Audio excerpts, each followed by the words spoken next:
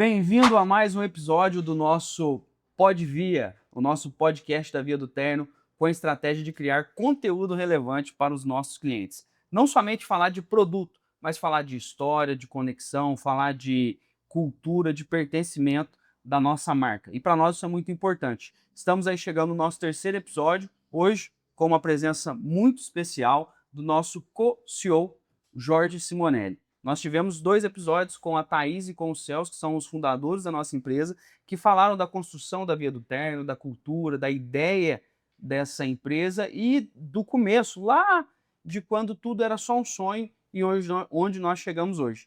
E hoje temos a alegria de receber o Jorge. Jorge, muito bem-vindo ao nosso Podvia. Nós vamos começar com uma conversa bem informal, nós queremos entender como é que tudo isso é gerenciado, né? Nós falamos aqui com a Thaís, com o Celso, de histórias que trouxeram a Via do Terno até aqui, falamos de empreendedorismo, falamos de pertencimento, de cultura, e agora nós queremos aprofundar um pouco mais em como que isso funciona na prática. E por isso que nós queremos a sua colaboração aqui com a gente. E primeiro nós precisamos conhecer quem que é o Jorge, de onde o Jorge veio, você que carrega aí uma ampla experiência no segmento industrial de moda, de roupa, nós queremos conhecer um pouquinho de você. Bacana. Eu sou um paranaense, né, do centro-oeste do Paraná, Campo Mourão. A minha atuação, hoje eu tenho 50 anos de carreira.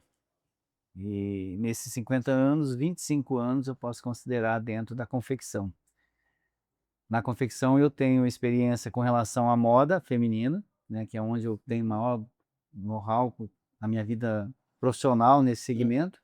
E agora eu estou tendo o desafio da alfaiataria, que é quando eu fui convidado para vir para a Via do Terno. Interessante. Então já passou aí por várias e várias indústrias e conhece muito bem essa questão do chão de fábrica.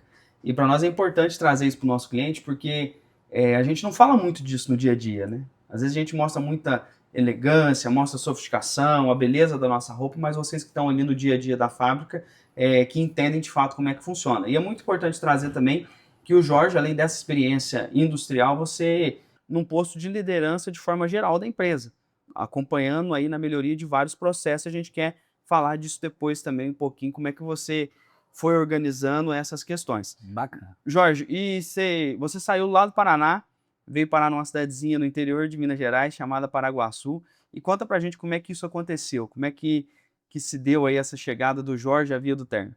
Então, há uns 3 anos atrás, né, eu já havia decidido parar de trabalhar, né? Uhum. Sou aposentado e estava já esquentando a mãozinha no sol. Aí uma bela tarde o telefone toca, eu estava lá, a gente brinca muito com isso, né? Eu estava na piscina tomando uma cerveja e daí o telefone tocou, eu não atendi. Depois eu fui lá ver, DDD 35. 35, falei, mas telefone fixo, retorno, não retorno, retorno. Aí era Thaís. E nós tivemos naquele primeiro momento já uma boa química, né? Falando de vida profissional e tal. E comecei a conversar com ela, começou a colocar as dificuldades, as expectativas, as necessidades que a empresa estava tendo. E nós fomos conversando. Em questão de uma semana eu já estava aqui, conversando pessoalmente com a Thaís e com o Celso. Eu acho que foi dos bate-papos de entrevista mais longo da minha vida profissional. Nós ficamos mais de 2 dias discutindo, conhecendo fábrica, conhecendo a empresa, se conhecendo, e ficou da gente iniciar um trabalho na fábrica, na indústria, né? Porque a angústia do Celso e da Thaís era que eles produziam paletó, produziam calça, mas não conseguia transformar isso em ternos. E foi o grande desafio, foi organizar esse processo, né? Organizar a estrutura da empresa, a empresa numa alavancagem muito boa, tendo clientes, tendo material, mas isso não estava sendo finalizado. Tá? Então, meu desafio foi esse. Aí é onde eu comecei na fábrica, né, como gerente industrial, e fomos enfrentando esse desafio no dia a dia com a equipe que nós tínhamos, né? A empresa havia recentemente comprado uma máquina de corte automático, mesa de corte automática, certo? Quando eu entrei na fábrica, eu tive uma surpresa que quando eu vi o maquinário, tudo maquinários novos, seminovos, muito bem conservado. tá? E aquilo me despertou, falei, pô, que o pessoal investe, né? E isso é bacana. Um outro ponto que me chamou a atenção foi a acolhida que eu recebi quando eu vim para cá. Normalmente, quando você entra nas empresas, eu já passei por algumas empresas, não foram muitas na minha vida profissional, mas há sempre uma resistência, né? E aqui eu senti aquela vontade de fazer, as pessoas pedindo, né, ideias para nós realmente ir para cima e conseguir finalizar essas produções que o pessoal da área comercial estava muito angustiado. Os clientes queriam produto e os produtos não chegavam no tempo necessário. Uhum. E esse foi o nosso desafio no primeiro ano. E o que te despertou? Porque você tá, como você disse, você estava lá tranquilinho, né, aposentado, sem muita preocupação, e você chegou e encontrou aí grandes desafios. O que mais te chamou a atenção? Falou assim: "Olha, isso aqui dá para tocar"? A primeira coisa que me chamou a atenção foi a forma que eu fui recebido pelo Celso e a Uhum, Thaís. Eu fui muito bem acolhido por eles.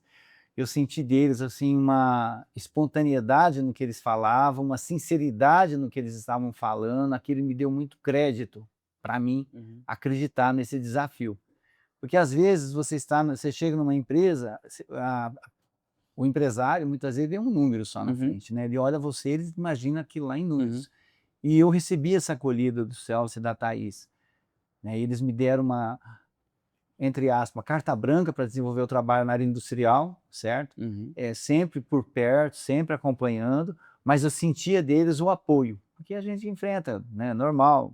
Foi até um choque de cultura que eu enfrentei. uhum, Pessoal do sul, paranaense, tem um estilo de trabalho e tal. sim. Cheguei em Minas, é uma outra cultura, é um outro jeito de se trabalhar, né? E eles me apoiando, me orientando, sinalizando com bastante sutileza, né, mas ao mesmo tempo dando aquela confiança. Então isso aí foi muito gostoso e eles realmente me acolheram dentro da empresa, que eu acho que a grande diferença que faz uma empresa, quando você chega, independente do seu nível, se você é um Uhum. gerente, se você é um técnico, se você é um auxiliar, é o acolhimento. E eu recebi isso dos 2 e isso me cativou na primeira semana. E a Via do Terno tem uma característica, né, de é uma empresa robusta, uma empresa grande e tem essa questão do familiar, né, ainda é uma empresa totalmente familiar, e isso fez, você acredita que isso então foi um diferencial? Foi um diferencial muito forte, Uhum, tá. E a gente sabe que a Vida Terno, no desenvolvimento que ela está tendo, o crescimento dela, né, ela está numa transição de uhum, colocar mais dentro da empresa executivos para tocar o uhum, negócio, uhum, certo. Mas a forma que eles conduziram essa transição para comigo, foi um diferencial para mim, uhum. e isso me conquistou. E como é que equilibra, manter a história, né, essa questão dos donos, a gente sabe que a Thaís com o Celso são muito ligados, né, ao que eles construíram, e como é que é hoje o desafio de equalizar? Manter essa cultura, né, que é dos 2, que a gente conhece, tem a alegria de conhecer, e agora passar para esse novo momento que a Vida do Terno está vindo, que é de fato essa, maior profissionalização, essa organização conforme, digamos que conforme uma companhia mesmo, né, até porque são vários outros ramos de negócios, não só a Vida do Terno. Como é que faz para conciliar isso, principalmente você aí eh, nessa posição hoje de liderança?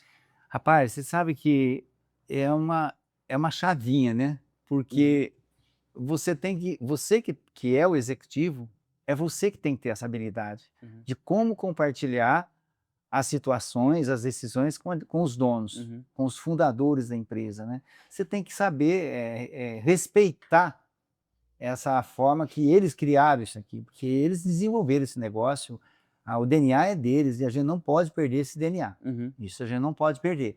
Mas no meu caso, eu tenho que saber como que eu levo isso com eles, certo? Não uhum, adianta eu pensar que eu vou bloquear a gestão familiar. Não, pelo contrário. Tá? Eu tenho que saber aproveitar o desenvolvimento que eles mantêm, e eles são atuantes dentro da uhum. empresa, certo? E compartilhar com os meus conhecimentos. Então nós estamos numa negociação Sim. 24 horas. E o mais interessante nessa história, porque o meu contato mais direto é com a Thaís, né, é a diferença que existe entre nós 2.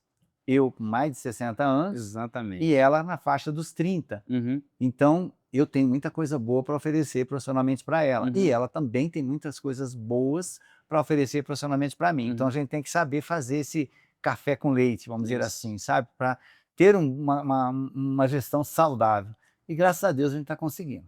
Ô Jorge, e hoje tem se falado muito isso, eu ia até tocar nesse assunto, essas gerações, né? Essas gerações que estão chegando no mercado, e você traz aí uma bagagem já extensa. Como é que vocês, nesse posicionamento de liderança, como é que tem sido isso? Até porque o nosso nível aqui, principalmente aqui no comercial, na área comercial, no financeiro, no marketing, a gente tem uma faixa etária mais jovem, né? E como é que consolida isso e gerencia? Porque existem situações, principalmente para vocês que estão há mais tempo no mercado, que eh, são muito enraizadas. E aí chega essa juventude com muita força, a gente vê que você também tem uma disposição muito grande. Como é que concilia isso sem deixar a peteca cair, principalmente no que diz respeito à motivação? As gerações hoje, as novas gerações, elas estão chegando no mercado, quando elas esbarram com algumas dificuldades, a gente vê que a motivação ela vai dia a dia diminuindo. Como é que faz para juntar tudo isso sem deixar que a motivação caia? Matias, quem é mais velho tem a sabedoria, Uhum, certo? Então a gente vem construindo isso. É claro que aquela formação que nós tivemos nos anos 80, nos anos 90, ela dos anos 70 para os anos 80, depois do ano 90, ano 2000, ano 2020, pandemia, uhum, a cada ciclo desse há uma transformação e novas gerações estão chegando, sim. certo? Mas existe um ponto importante que toda a liderança tem que ter, que eu falo que é os 4 Hs. Uhum, Esses 4 Hs são fundamentais. O primeiro H, certo, se chama humildade, que é saber ouvir, não interessa a fonte, se é o nível que ele está, mas você tem que saber ouvir. uhum, Então, a humildade é extremamente importante, certo? O segundo H é o humor. Tá? Então, você leva as situações de uma forma mais leve, mais suave, entendendo essas faixas de etárias, né? As gerações, uhum, sabendo conduzir de uma forma mais leve. Ao mesmo tempo, você é firme, sabe? uhum, Você tem um posicionamento, mas você tem que saber transmitir isso, porque, uhum, como eu disse no começo, a sabedoria, certo? O terceiro H eu classifico a honestidade. Nós temos que ser honestos. Quando eu digo honesto, é transparência em todas as formas de comunicação e as pessoas que seguem junto com você têm que saber qual é a uhum, tua verdade, tá? E essa verdade que eu coloco, a minha verdade, ela não é absoluta, porque ela vai depender muito da forma da interpretação, uhum, certo? Isso é importante. E a última, que é a habilidade. Porque não adianta você ter, eu sou formado em economia, eu tenho mestrado não sei aonde, eu tenho doutorado, eu tenho PhD, eu tenho tudo isso, mas eu não tenho habilidade uhum, para conduzir um negócio, para conduzir pessoas, entendeu? uhum, Então, eu levo muito isso no meu dia a dia.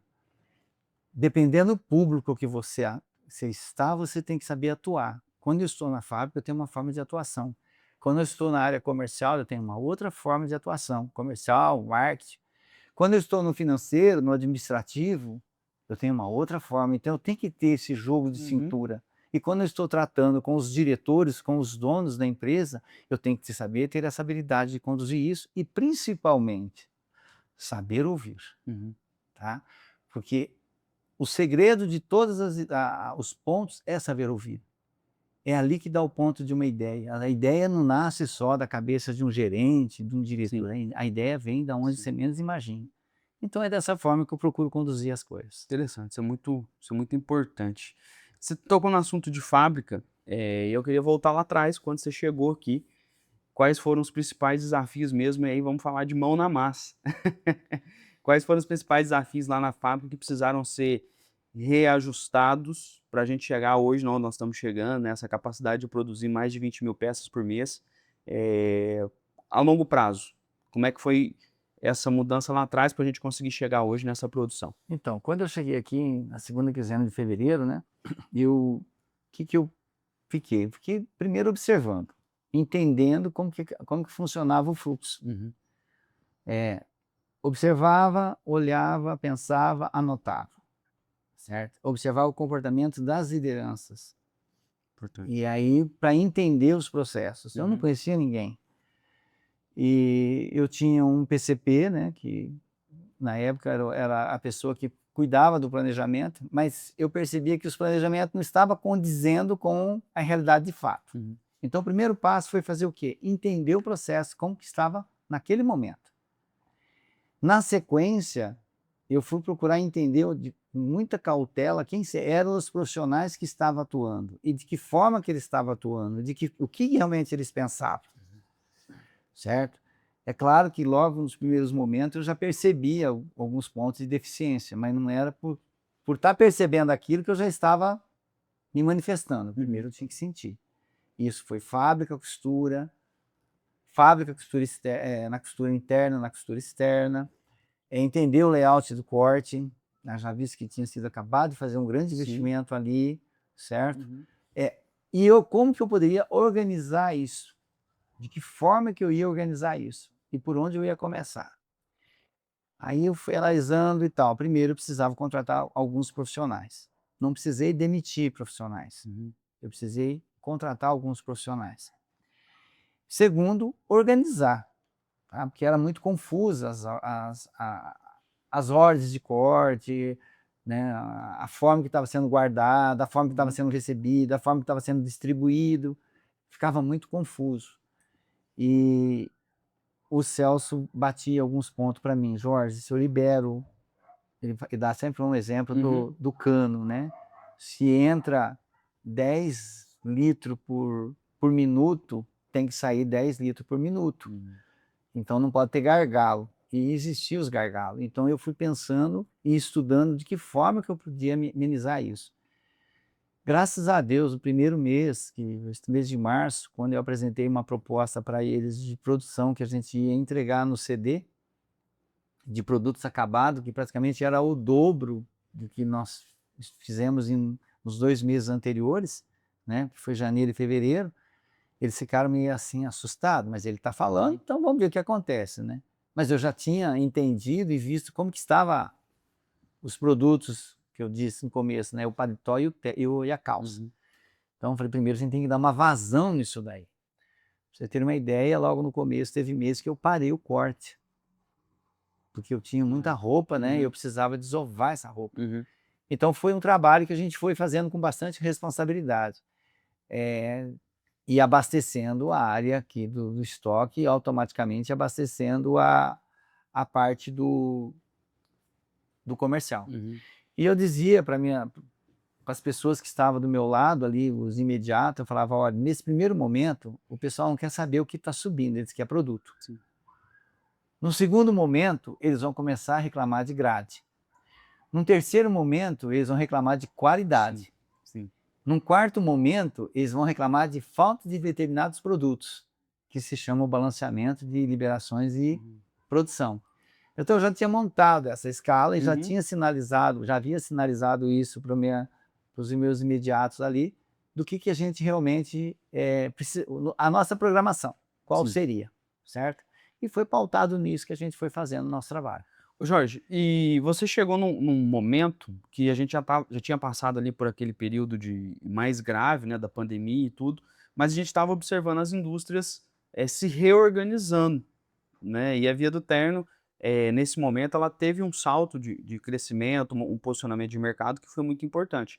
E para vocês lá foi muito difícil segurar essa onda, né? De o mercado precisando de produto, vocês precisando organizar a casa e a gente aqui a todo momento pedindo, né? Vendas, o marketing, toda hora pedindo, precisamos de produto, precisamos de mais coisa.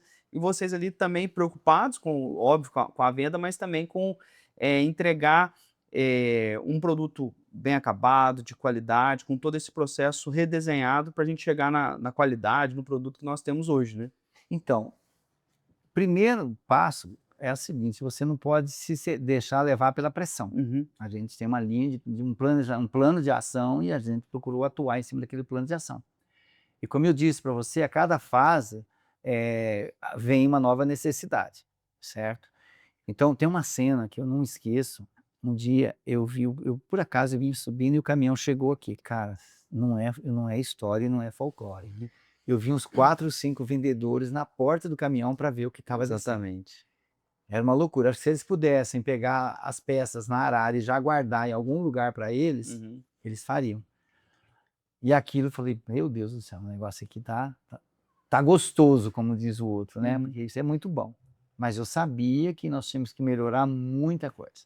Então não adiantava eu querer fazer 3 pontos ao mesmo tempo que não ia conseguir resolver. Então Uhum. primeiro eu fui fazer o quê? Dar uma vazão nessa produção. Segundo, a gente já teve que pensar em qualidade, como eu disse para Sim. você. Uhum. E quando a gente fala em qualidade, nós temos que pensar em modelagem. Então, nós tivemos que dar uma ajustada em nossa modelagem, porque o nosso cliente estava conclamando por isso, Uhum. certo? A qualidade, ela é uma consequência. Então, primeiro, vamos atuar aqui, certo? Contratamos profissionais para isso, veio um, veio dois, hoje nós estamos já com o terceiro profissional Uhum. ali, ajustando a nossa modelagem, fortalecendo também a questão da qualidade e costura, que nós não tínhamos inspetores de qualidade para realmente ver o nosso produto. Hoje, Matias, se você fazer uma visita na nossa fábrica, você faz, né? Mas você pode observar quantas fases de revisão nós temos Exatamente. na nossa Uhum. produção. Então, não é simplesmente costurar Entendi. e entregar. Uhum. Não, a gente está no processo. Cortou, na hora de você infestar um tecido, você tem uma atenção para que, na hora que você vai montar, né, a parte lá de etiquetagem, fusionamento, casagem, tem todo um processo, todo um Uhum. cuidado nisso. Nosso próprio encaixe. Quando você vai cortar um terno, ele tem que sair na mesma folha, a calça, o paletó, no caso, o costume, no caso do terno, tem Uhum. o colete, tem que sair certinho, o mesmo posicionamento, para não ter problema de tonalidades, né? Ainda às vezes a gente passa por algumas situações. Depois vai para a parte de costura, tem revisão ali na parte de Uhum. costura, depois está no acabamento, depois do produto que já está passado, tem situações que ele só defeito que só revela após a passadoria. Nós temos outra revisão também, certo? Então são fases no processo que é primordial para que o nosso cliente acredite no nosso produto Uhum. e volte a comprar novamente, certo? Outro ponto é ter um planejamento de tudo que vai sair nos próximos meses. Então hoje eu já tenho definido junto com a Thaís, nós estamos no mês de maio, já tem a programação de junho, já estamos pensando em julho, Uhum. certo? Outro ponto importante, que quando eu cheguei aqui era muito longe, né? Liberava-se uma hora de corte, até ela chegar no CD, o ciclo era muito longo. E hoje a gente gera isso em 45 dias. Isso. Isso foi uma grande vitória. Tá certo que as pessoas reclamam porque é muito atropelado, está muito em cima, né? Ah, o tecido chegou, já está liberando o corte, já está entrando na mesa, na sala de corte, já está indo para a costura. Mas, com isso, a Thaís consegue ver produto que está girando, Uhum. né? Ela já sabe a demanda, onde que ela tem que atuar. Se tem algum ajuste para fazer, dá tempo, porque o ciclo é curto. Anteriormente levava, às vezes, até 5 meses para poder Uhum. surtir um efeito de um ajuste que você faz numa calça, ou numa manga, ou enfim. Então isso nós conseguimos ajustar, Uhum. mas tudo teve um processo e um tempo, né? A gente não consegue resolver tudo assim em um curtíssimo prazo de tempo. Então esse espaço ele é primordial e tem que ser uma coisa madura, algo que você Uhum. realmente está. Cada passo que você está dando é de degrau em degrau. Você não pode dar um passo Uhum. um para frente e 2 para trás, né? Então esse aí é primordial. Jorge, quantidade sem processo vira problema, né? A indústria, ela precisa ter quantidade, precisa ter processo para não ter problema. No outro ponto, indústria sem eficiência não dá lucro. Quais pontos você acompanha de perto para conseguir equilibrar esses pontos aí? A gente sabe que você acompanha praticamente todos os processos, mas quais são os mais sensíveis que a indústria precisa observar para conseguir equalizar qualidade e produtividade? Primeiro é mão de obra qualificada, Uhum. certo? A qualidade ela vem em várias etapas, como eu disse, né? Você tem que ter uma matéria-prima que realmente contemple o processo. Uhum. Você tem que ter uma parte de armazenamento de matéria-prima que contemple isso daí, porque produtos mal armazenado, ele pode comprometer trama de tecido, ele pode o defeito vai aparecer lá na ponta com o produto acabado, certo? Então tem todo um processo ali na hora de infestar, né? Eu me preocupo muito com isso. A questão do encaixe, do Uhum. corte, tá? A questão de movimentações desses produtos, ainda matéria-prima, né, para a costura, e o acompanhamento na costura, Uhum. certo? Então algumas operadoras, às vezes tem algumas resistência, né, sobre isso. "Ah, mas eu sempre fiz dessa forma e não sei o que e tal", mas não, a gente precisa manter esse padrão. Então isso faz parte. A eficiência, o Jorge ele trabalha muito com o tempo. Uhum. Então todas as operações de um terno, cada operação tem um tempo, tá. E é um tempo médio, então isso é um banco de dados que nós temos, né, e a gente não faz aquela cronoanálise, aquela cronometragem pontual, nós temos um banco de dados e em cima das operações você faz a cronoanálise, você vai Uhum. analisar o tempo médio ali. E eu trabalho em cima disso, certo. Então, hoje, por exemplo, uma calça básica, ela vai dar em torno aí de 27 minutos de costura. Então, as operações que acompanham aquilo. Certo. E cada operadora, elas têm um salário fixo e ganha produção. Então, essa produção, nós fazemos de uma forma muito justa, Uhum. que a grande maioria consegue tirar o tempo máximo de eficiência. Uhum. Então você acompanha isso. No paletó, o paletó normal, ele dá em torno de 59 minutos, 60 minutos, vamos fazer núcleo Uhum. redondo. É a mesma coisa, cada operação ela tem o seu tempo, Uhum. e cada operadora sabe da sua eficiência. Então eu sei, por exemplo, que uma determinada operação ela consegue fazer X peças por hora, mas a gente já considera ali, né, fadiga, para a gente contemplar de uma forma justa o trabalho das operadoras. E a gente acompanha isso tempo a tempo. Eu sei todos os dias como é que está. Nós temos problemas de falta, né, o absenteísmo sempre está aí batendo na porta, mas eu sei a eficiência de cada setor. Então eu já tenho no meu planejamento, no meio do mês eu já estou sabendo a previsão que está dando, o comportamento de cada segmento, quanto que vai dar lá no final. Então eu às vezes eu digo para o pessoal assim: "Olha, do jeito que nesse ritmo aqui, você vai chegar a 75%. Uhum. Nesse ritmo você vai chegar a 85%.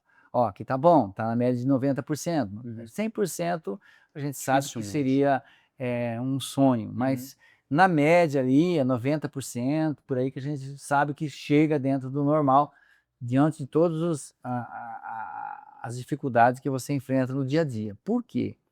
Porque o nosso público que trabalha com a gente, a maioria são mulheres. Sim. As mulheres, por sua vez, você sabe que ela tem jornada dupla e jornada tripla muitas Uhum. vezes, né. Uhum. Elas trabalham na empresa, elas têm filho para cuidar, elas têm criança em escola, elas têm a casa para cuidar e às vezes diante das situações acaba se ausentando, né, às vezes meio período, às vezes 2 horas, às vezes um dia, Uhum. e isso dentro do nosso planejamento, você considera um percentual já em cima de eventuais faltas, mas às vezes isso pode comprometer. E é uma situação que você tem que conviver, você tem que administrar e você tem que principalmente respeitar, Uhum. tá? Não adianta achar que, não é só máquinas, Sim. né? Não são robôs, são seres humanos, tá, que trabalham no dia a dia e têm as suas limitações, as suas dificuldades.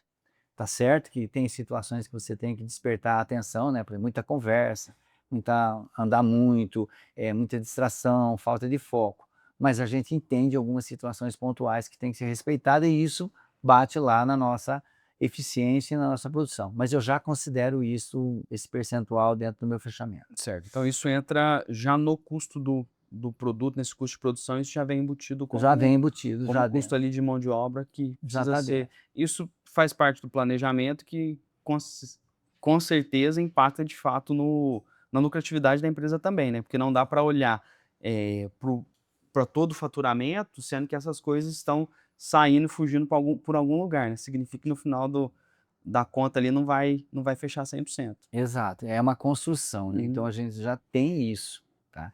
E eu digo para você, muitas vezes a indústria, ela absorve um custo e ela não consegue repassar isso para o cliente, Exatamente. Uhum. tá, ela não consegue, ela tem que absorver ali na sua margem. Então eu tenho que ter uma compensação. Uhum. E qual é a minha compensação? É o não desperdício.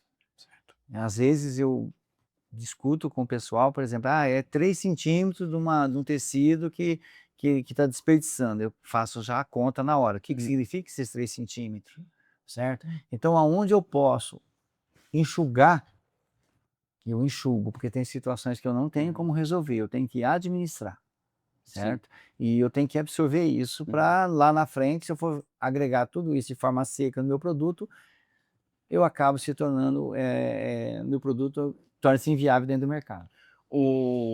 Apesar da gente, a Via do Terno tem investido muito em tecnologia, tem investido em máquinas novas e eficiência, mas a gente ainda trata de uma produção praticamente artesanal.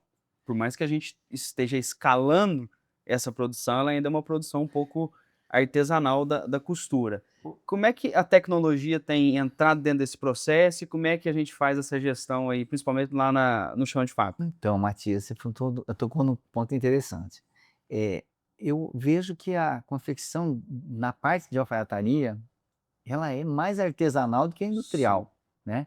Então, se você olhar, por exemplo, a parte de modelagem, a parte de corte, essa parte ela é industrial, mas quando você entra na costura, que é as operações de costura, ela ainda é artesanal, ela ainda é manual, né? Não é diferente de você fazer, por exemplo, eu venho da moda feminina, já produzi camisetas. Então, aquilo vai no automático, vai embora. A pessoa pega lá 1000 camisetas, ela faz a mesma operação o tempo todo e é questão até de segundos essas operações. Mas a alfaiataria é diferente. A alfaiataria tem detalhes, né? Então, a costureira, às vezes, ela prega uma manga, você olha ela pegar a manga. O que você faz? Eu prego manga. Tá, mas você observa ela, se ela só vai lá e faz a operação de costura da manga. Ela pega a peça, ela fixou a manga, ela olha, ela dá aquele toque manual, né? Passa a mão, olha se ficou legal, vê na frente, olha atrás. Então, isso daí ainda é uma característica artesanal. Embora as máquinas que operam são máquinas eletrônicas, são máquinas robóticas até, certo? Como se classificam, mas esse toque manual ainda ele existe e ele é primordial, tá? Está vindo por aí tecnologias, né? Esses dias eu estava vendo uma matéria sobre os robôs, né? Que virão substituindo essa mão de obra. Mas você observa eles trabalharem, eles trabalham com séries, certo? Esses dias eu estava vendo uma reportagem interessante que o operador humano com uma câmera na testa e ele estava gravando a operação que ele estava fazendo. Aí alguém fala para mim assim, Jorge, mas então o futuro nosso é esse. Provavelmente sim, mas no tipo de produto que nós fazemos, nem todas as operações serão feitas dessa forma. Ainda continua com a demanda e com o toque humano, né? O toque da mão, o toque manual. E aí a gente entra numa questão um pouco mais filosófica também do nosso produto, porque nós entendemos num determinado momento que a gente não vende uma commodity. Por mais que a gente venda roupa, a gente não vende commodity. Eu tenho falado muito isso às vezes, que você não sai pela rua, vê uma camiseta, vê um terno num manequim, e você vou comprar esse terno aqui porque eu achei ele bonito. Né? A gente compra um terno porque a gente precisa ir estar elegante, a gente precisa ir no evento, é um casamento, é uma formatura, é um evento religioso. E nós entendemos também a importância de fazer com que os nossos colaboradores entendessem esse processo, que o nosso cliente ele veste o terno, a roupa ali para um momento específico, para uma história, para uma ocasião marcante. Como é que é levar isso para as pessoas que estão dentro da costura, né, dentro daquele movimento ali da indústria? Porque como você falou, a gente que vai na fábrica, a gente tem a oportunidade de observar realmente isso. Por mais que seja ali várias e várias peças produzidas por dia, existe um toque, existe um carinho, existe um cuidado e a gente tem levado muito isso para as nossas costureiras e tudo. Como é que tem sido, como é que é fazer essa ponte, né, entre essa questão que é tão abstrata do comercial e levar isso para dentro do chão de fábrica? Então, é uma característica da empresa, né? A empresa já tem, quando eu cheguei já tinha essa construção, porque o Celso ele tem um estilo peculiar, né? Ele chega dentro da fábrica com toda a humildade, ele está próximo a todos os seus colaboradores e isso fica implícito. Então, quando nós conversamos com os nossos colaboradores sobre a importância do produto que ele está fazendo, ele não está fazendo um produto em série, ele está fazendo um produto que cada cada peça daquela vai contemplar alguém em algum momento importante na sua história de vida, certo? Se ele é um advogado, ele vai com aquela roupa numa audiência. Se ele é um noivo, ele é para aquele evento. Se ele é um padrinho, se é o pai da noiva, certo? Se é uma banda que vai tocar na igreja, o prazer, ele vai com aquela roupa bem assentada. Se ele vai num culto, certo? Sim. Então, são momentos que fazem parte da história. E às vezes eu pergunto assim, escuta, você já pegou um álbum de família? Você já viu um casamento do seu pai ou do seu avô? A elegância que eles estavam, a importância que aquele terno representou nessa história, e você hoje está construindo isso para alguém.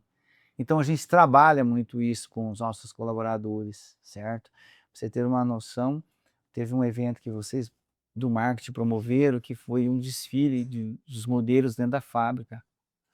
Rapaz, aquilo foi emoção a Foi muito todo vapor. marcante. Todo mundo se emocionando e vendo aquela peça. Eu que fixei essa manga, eu que fechei essa lateral, certo?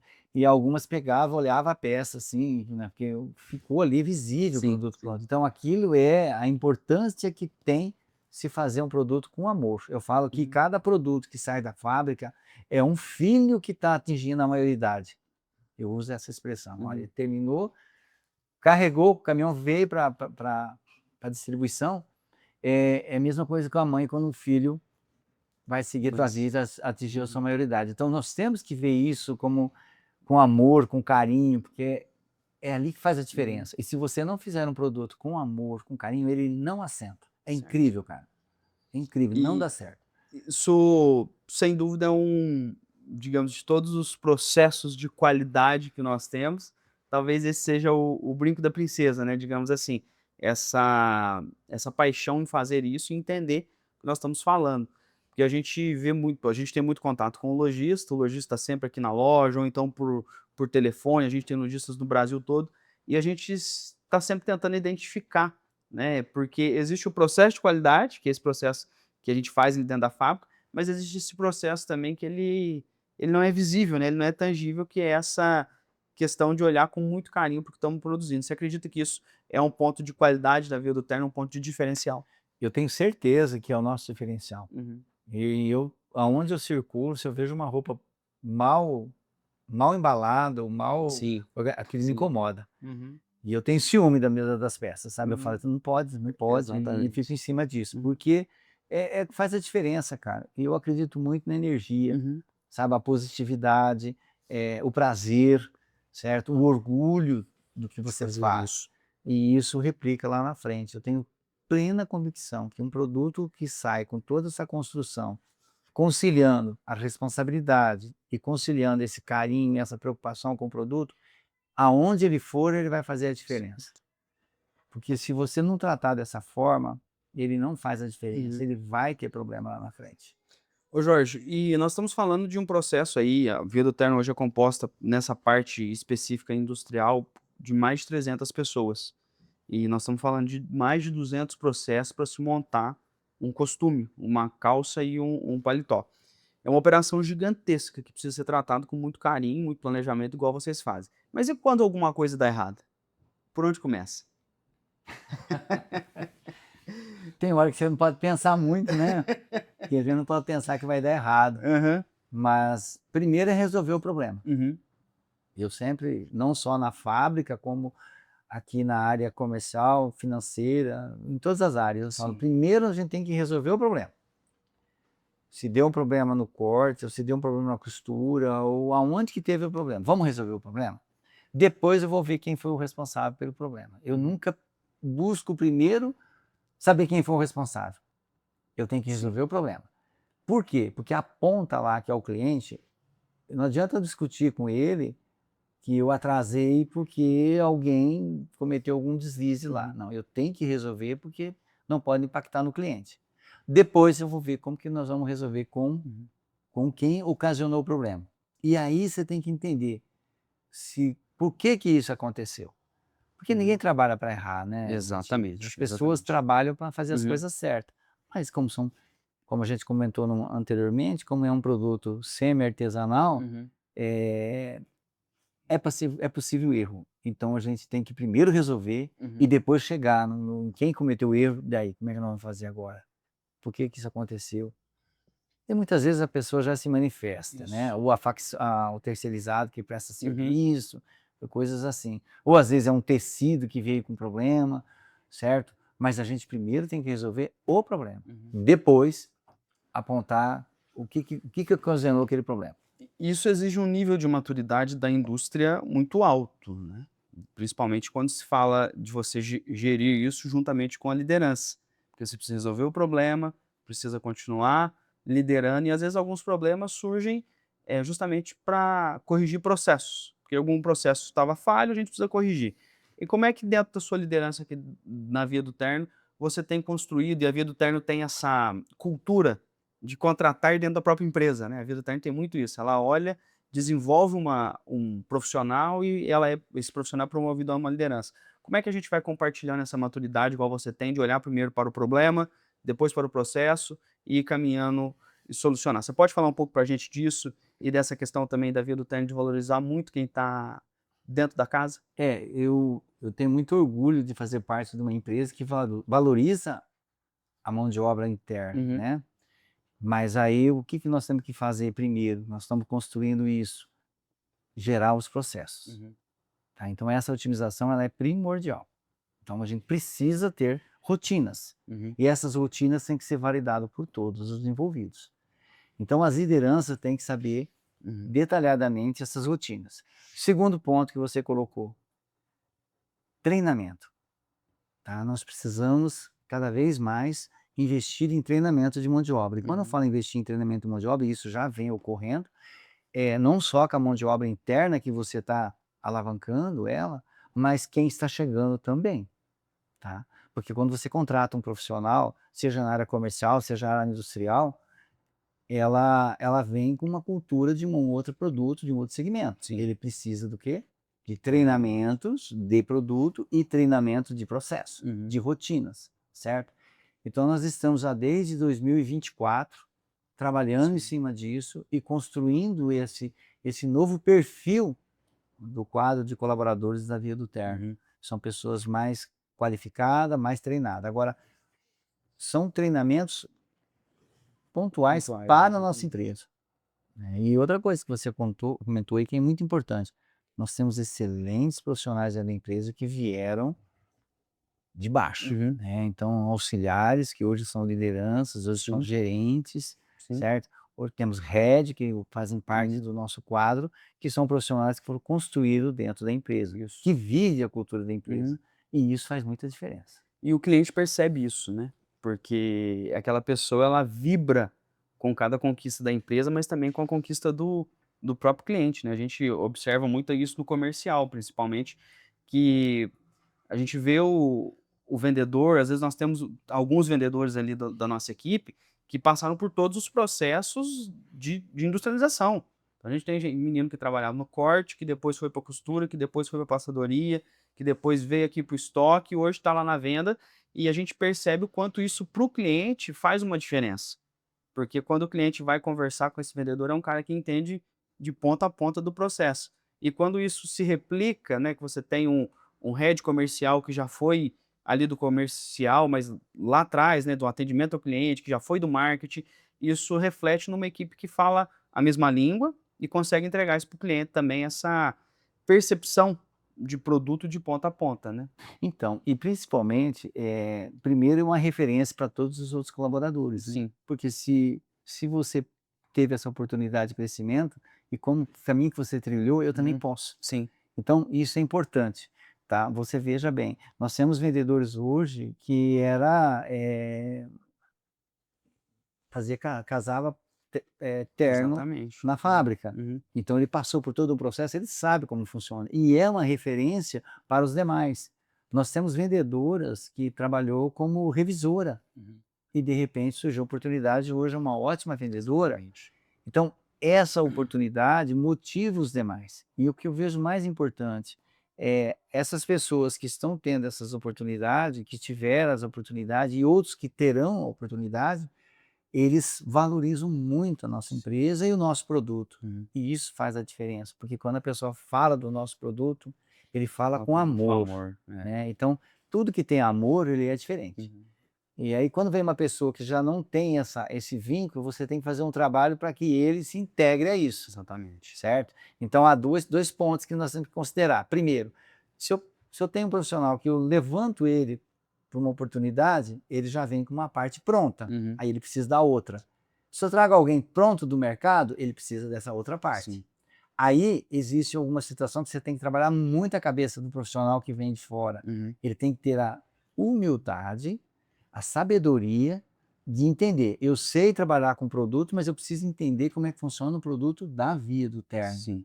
certo? Então aí que vem a necessidade de treinamento que vocês vêm acompanhando, que são aquela escolinha que a gente está fazendo aí com o pessoal. A Via do Terno sempre teve essa característica de promover as pessoas. Você veio e chancelou isso com a experiência que você tem.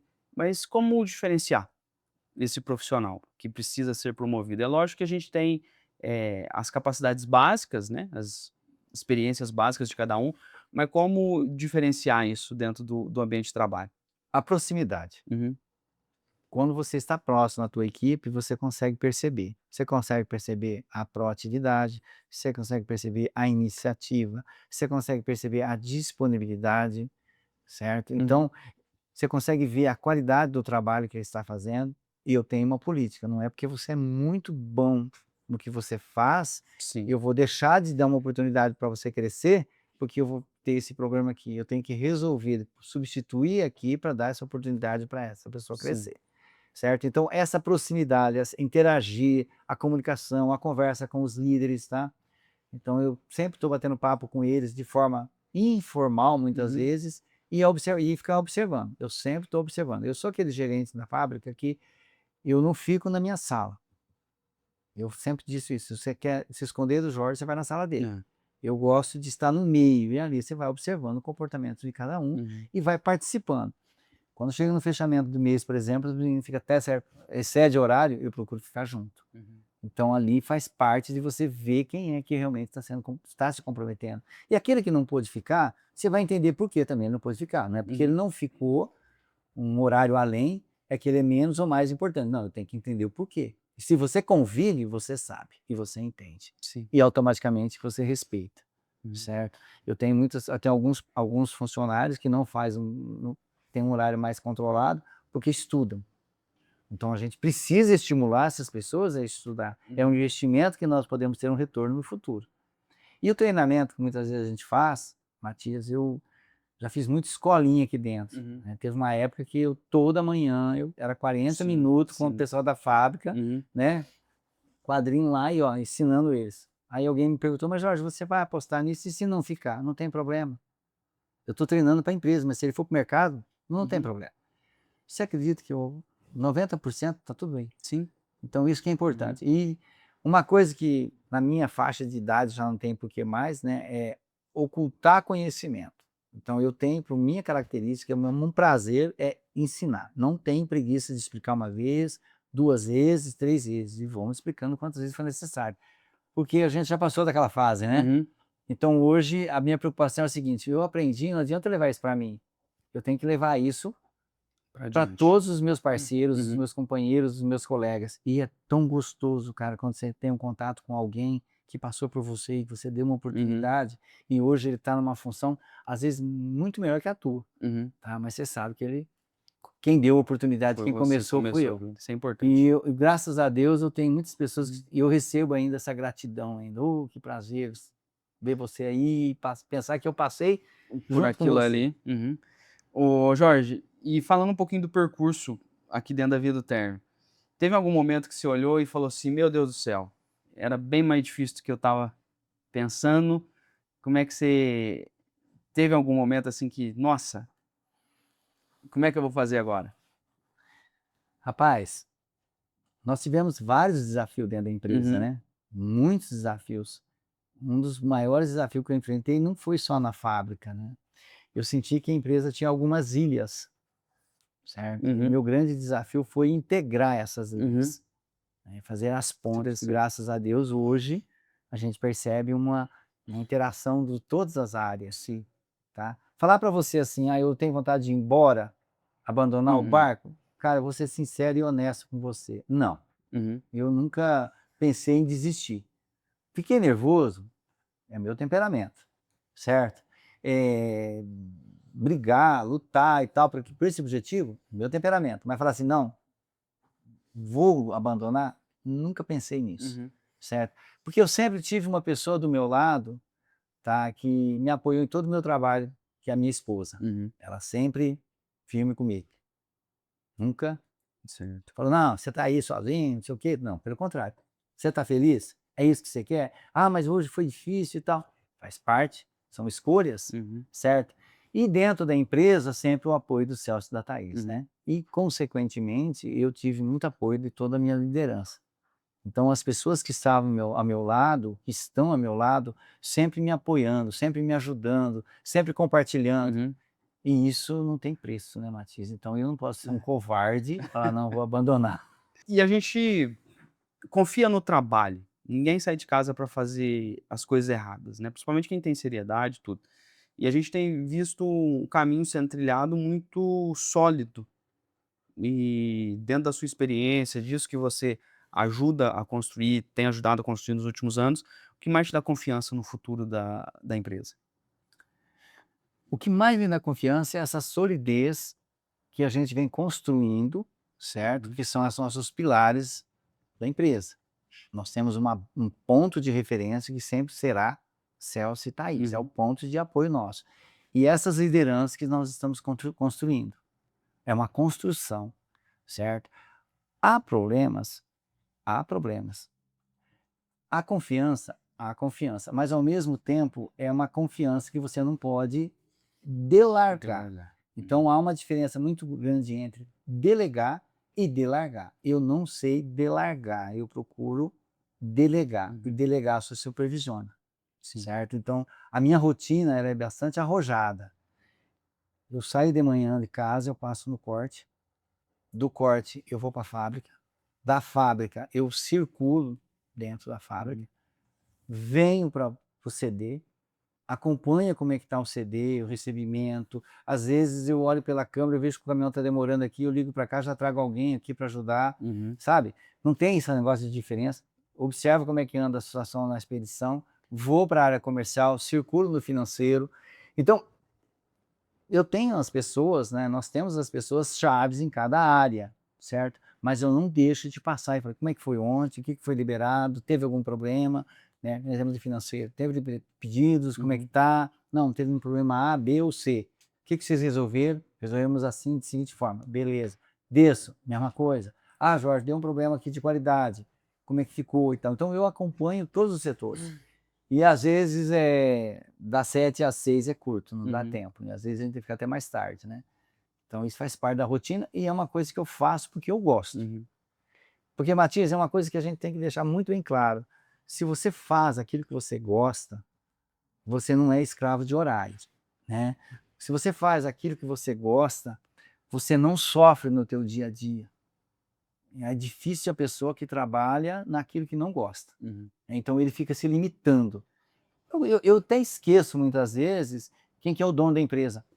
Sabe, eu falo: "Eu tenho que fazer, Sim. eu preciso resolver isso", eu não fico: Uhum. "Ah, mas isso aqui", sabe, não faz parte. Então eu também procuro trabalhar isso com as minhas lideranças, vocês têm uma responsabilidade, certo? O dono da empresa não vai estar aqui para resolver um problema do encaixe, Sim. é você que tem que resolver, certo? "Ah, tem um problema", deu, vamos resolver o problema. Resolveu? Agora eu chego até a direção da empresa: "Ó, teve um problema aqui, nós erramos, e a solução que nós encontramos é essa. Uhum. Então já está resolvido". Isso sempre foi assim, você pode Sim. ver com toda a nossa equipe que nós trabalhamos desse jeito, certo? Então, é esse acompanhamento. Não dá para ficar sentado numa sala com no ar-condicionado, né, ali, falando: "Não, hoje eu não atendo ninguém, não converso com ninguém", não. Uhum. Tem hora que você está atendendo 3, 4 ao mesmo tempo, Sim. faz parte da vida. Jorge, nós falamos do futuro da empresa, né, de como você enxerga a sua confiança no futuro da empresa. Mas trazendo um pouco para o mercado, para uma visão também para os nossos clientes, quais você acredita que são os principais desafios do futuro principalmente voltado para o nosso setor de moda, a indústria de moda, a indústria de confecção, e o que nós podemos deixar de mensagem também para o nosso cliente para que ele esteja antenado nesses desafios e não seja surpreendido pelo mercado. Matias, no segmento da confecção, existem várias Uhum, vertentes, né? Eu foco na alfaiataria. Eu vejo o seguinte, um dos grandes desafios que nós temos, isso todo mundo enfrenta, é a nossa uhum. mão de obra, Sim. certo? A mão de obra, ela está cada dia mais escassa, né? Então, ela está envelhecendo. E a juventude, essa geração Z que vem tá por aí, a maioria não quer mexer com costura, certo? Então, o que que nós temos que buscar? Tecnologia, né, e a tecnologia está por aí. Eu já disse lá em outro momento, ela vem vindo. Então, muitas operações que nós fazemos hoje de forma ainda artesanal, a tecnologia vai substituir, outras não. Então, nós já estamos antenados a isso, já estamos olhando para isso, certo? O nosso segmento, eu sinto que ele vem crescendo dia a dia, ele vem se fortalecendo. Nós temos alguns problemas com relação ao mercado externo, né? Sim. Então, tá aí vivendo esse momento aí que está encarecendo tudo, né? E lá no outro lado do mundo, as fábricas estão também ficando suspensas porque nós estamos com problemas de transporte. Uhum, Então tem vários fatores, mas eu acredito muito no nosso crescimento. O nosso produto vem se ganhando cada dia mais espaço uhum. no mercado, certo? Hoje a Via do Terno, ela vem se destacando a nível nacional, cada vez mais Sim. forte, e isso faz muita diferença. Então eu acredito muito nessa trilha que nós estamos indo e Uhum. acredito no nosso crescimento sim. Ô Jorge, deixa um recado para quem está nos assistindo. Nós temos colhido feedbacks muito positivos, muita gente tem acompanhado os cortes que a gente tem feito e tem gerado insights valiosíssimos para as pessoas. Você tem uma experiência muito vasta, compartilha com a gente uma mensagem que você acredita que é importante para quem está nos assistindo. Então, Matias, eu vejo que a nossa empresa, ela está no seguinte ponto, olha bem onde está a Via do Terno.